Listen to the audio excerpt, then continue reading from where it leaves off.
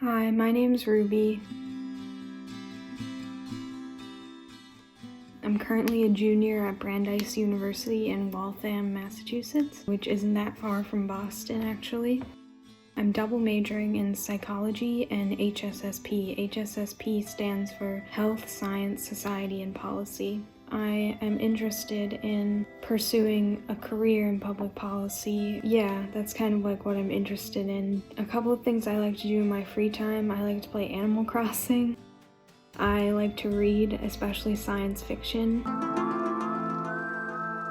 A little bit about my mental health story. I am diagnosed with schizoaffective disorder, which is a combination of an illness like schizophrenia, a psychotic illness, and an illness like depression, an affective illness, which is like a mood disorder, basically. And I was diagnosed with this because I've had symptoms of psychosis and also symptoms of depression. I actually have been hospitalized 3 times for depression, psychosis, various different things at different times. And I actually took a 1.5 years off of school to recover after my 3rd hospitalization and just to get back on track with my health. But now I'm back in school online. I want to talk a little bit about what psychosis is and some symptoms of schizoaffective disorder and psychotic illnesses.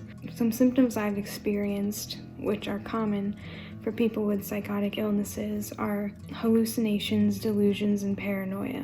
Hallucinations are basically seeing, hearing, feeling things that aren't there. Delusions are believing things that aren't true. And paranoia is kind of similar to the colloquial definition of paranoia, but to the extreme, I would say. So I'm not experiencing any of those symptoms now, but I have in the past, and that led to some of my hospitalizations. Now I'm mostly experiencing negative symptoms, which is like lacking of things, like lack of motivation, lack of energy, stuff like that. Medication doesn't always help with those things, so you kind of just have to deal with it.